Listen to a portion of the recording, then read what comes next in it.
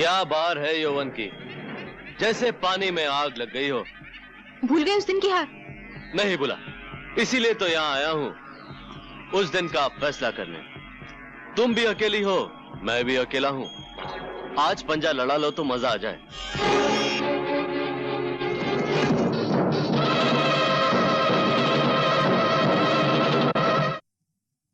मुझे बचा लो, मुझे बचा लो।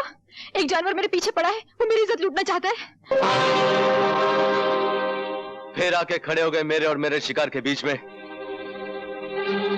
तुम्हारे हाथों को जुल्म करने की आदत पड़ गई है, तो मेरे हाथों को जुल्म से लड़ने की आदत पड़ गई है। आज मैं तुम्हारा किस्सा हमेशा के लिए खत्म कर देता हूं। अगर मैं चाहूं तो इस गुस्ताखी के बदले में इस पिस्तौल में जितनी आग है तुम्हारे सीने में उतार दूं, लेकिन मैं ऐसा नहीं करूंगा, क्योंकि मैं नहीं चाहता कि जिन लोगों ने मुझे इतना प्यार दिया है, मैं अपने गुस्से की खातिर उनके खानदान का अकेला चिराग बुझा दूं। जाओ, अपने घर जाओ। ठहरो, जाने से पहले एक नजारा तो देखते जाओ।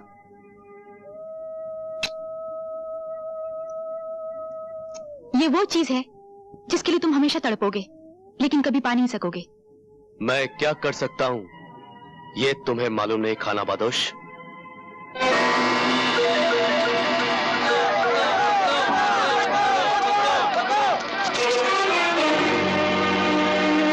हट जाओ मेरे रास्ते से, नहीं तो एक एक को भून के रख दूंगा।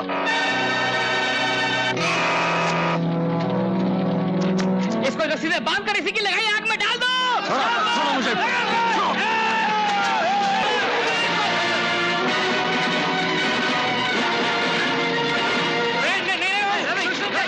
हमारी बस्ती को आग लगाई है। मैं तुम लोगों से वादा करता हूं, मैं अपने हाथों से बस्ती बना दूंगा।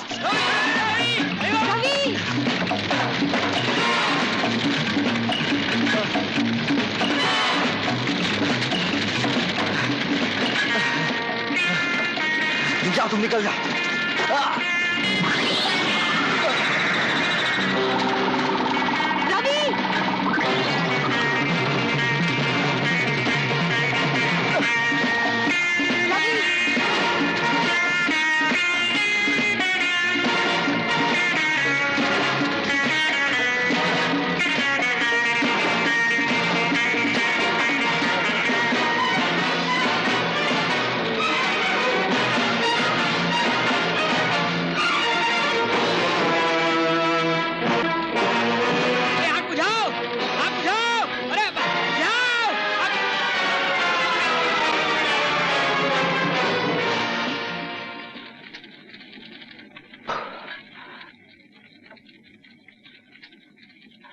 चलो, आग कम हो गई।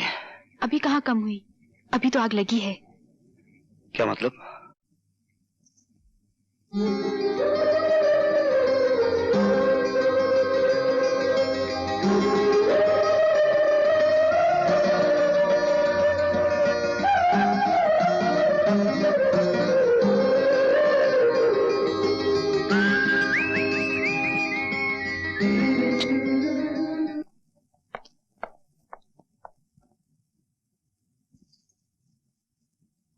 क्या कर रहे हो राजेश? तुम्हारा हार देख रहा हूं माँ, बहुत खूबसूरत है। ये हमारे खानदान का 9 लाख हार है। पहले इसे मेरी सास ने पहना, अब मैंने पहन रखा हुआ है, आगे चलकर हमारी बहू पहनेगी। ये क्या कर रहे हो राजेश? इसे लेकर कहाँ चल रही है? तुम्हारी बहू के गले में डालने के लिए। तुम इतने गिर गए हो कि आज तुम्हारा हाथ माँ की गर्दन तक पहुँच गया। जो आदमी नजरों से गिरा दिया गया हो, उसे क्या मालूम उसके हाथ क्या कर रहे हैं और पांव कहाँ जा रहे हैं। राजेश सुनो। शक्ति सिंह, जेल से कब छूटे? मैं जेल से छूटा नहीं, जेल तोड़ कर आया हूं। जितने दिन मैं वहां रहा, तुम्हारी तस्वीर को गले लगाता रहा, उसे चूमता रहा, लेकिन अब दिल बहलाने के लिए तुम्हारी तस्वीर काफी नहीं। मुझे अपनी बाहों में तुम्हारा रेशमी जिस्म चाहिए, तुम्हारा जालिम हुस्न चाहिए, तुम्हारी काफिर जवानी चाहिए। तुम अच्छी तरह से जानते हो मैं नाचती गाती जरूर हूँ, लेकिन अपने जिस्म का सौदा कभी नहीं करती। सौदा नहीं करती तो ना सही, खैरात ही दे दो। मैं भूखा जरूर आया हूं यहाँ, लेकिन भूखा जाऊंगा नहीं। बहुत हो गया तुम्हारी बदतमीजी का तमाशा। मैं बर्दाश्त नहीं कर सकता कि किसी मर्द का हाथ एक कमजोर औरत पर उठे, चाहे वो औरत बेश्या ही क्यों ना हो। सुन लो दोस्त, तुम वैश्य के जीने पर तो चढ़कर खुद आए थे, लेकिन जाओगे 4 कंधों पर सवार होकर।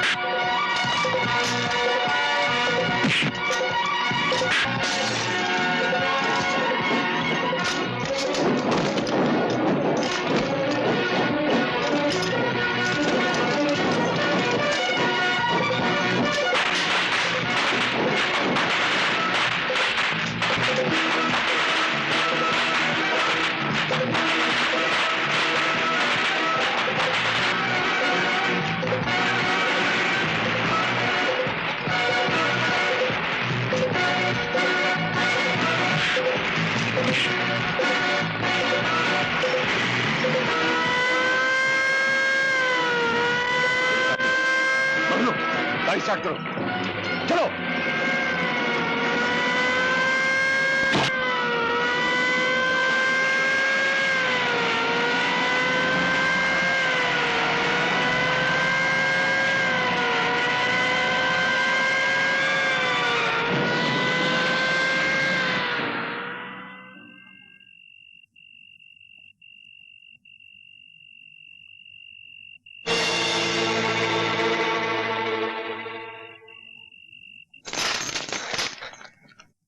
शमशेरा तुम?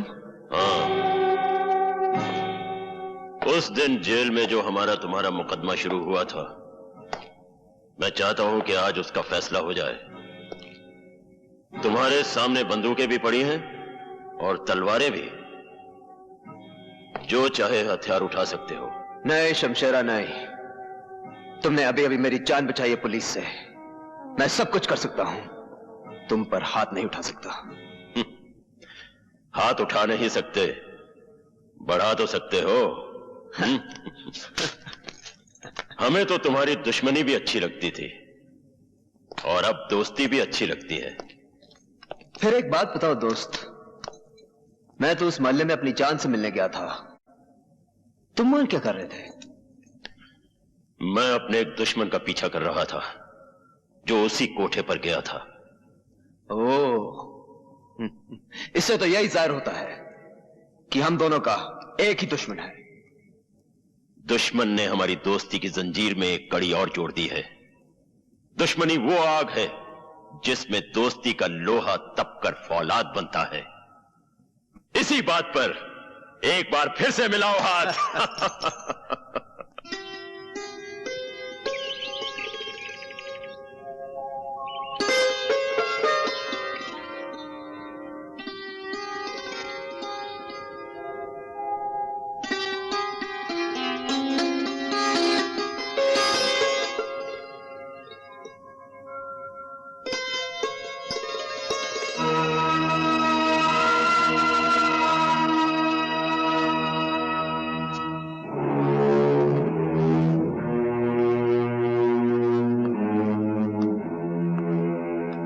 जरा सुनिए, अपनी अमानत तो लेते जाइए। अमानत? हाँ, जिस चीज को आप लेने आए थे उसे यही छोड़कर चले जाएंगे आप?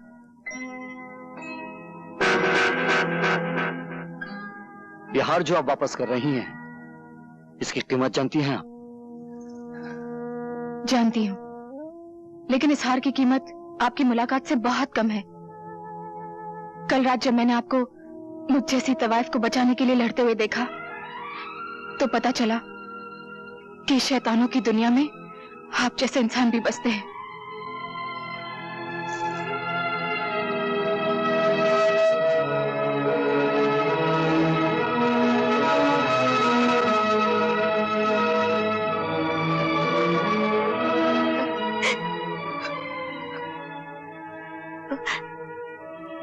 लो मां, अपना खानदानी हार। तुम्हारा एक बेटा इसे ले गया था, समझ लो दूसरा बेटा वापस ले आया।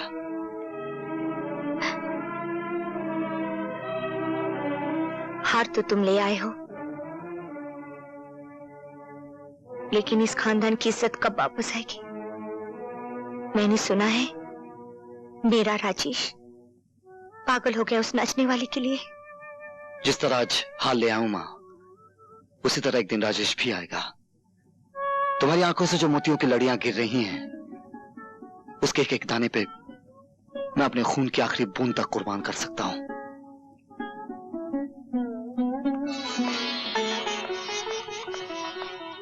भगवान, आज मैं जिंदगी में पहली बार तुम्हारी मंदिर की सीढ़ियां चढ़कर आई हूं। ये कहने आई हूं कि ना तो मुझे तुम्हारी ये दुनिया चाहिए, न आसमान पे बिखरे हुए तारे चाहिए, और न जमीन के नीचे दबे हुए खजाने। चाहिए तो बस यही चाहिए, मुझे उस बाजार से उठा लो जिसे आज तक मैं अपनी मां की गोद समझती आई हूं, और मेरे सर पर वो आंचल डाल दो जो एक कोठे वाली को घर वाली बना सकता है।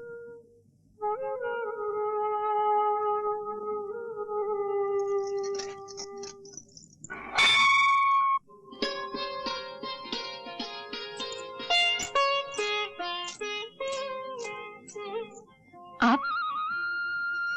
तुम्हारे लिए एक छोटी सी भेंट लाया हूं, इसे कबूल कर लोगी तो समझूंगा मेरे जीवन को अर्थ मिल गया है।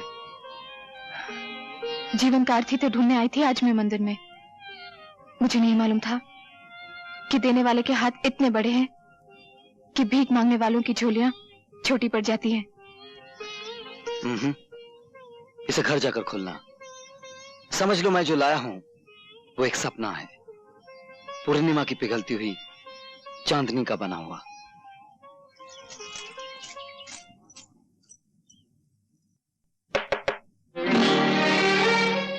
तुम? कसर है तो सिर्फ इतनी की पलंग पे फूलों की झालर नहीं लगाई गई और हमने दूल्हे का सहरा नहीं बांधा। चलो कोई बात नहीं, सहरा हम सुहागरात के बाद बांध लेंगे।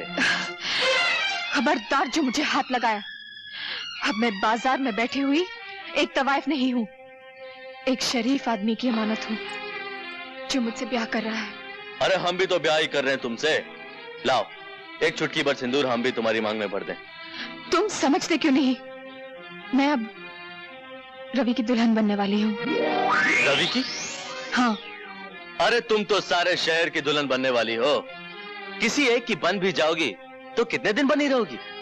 हर रोज दरवाजे के बाहर एक नई बारात खड़ी होगी और सबसे पहले मेरी बारात आएगी। तुम्हारी बारात नहीं आएगी, तुम्हारी अर्थी यहाँ से जाएगी। निकल जाओ यहाँ से।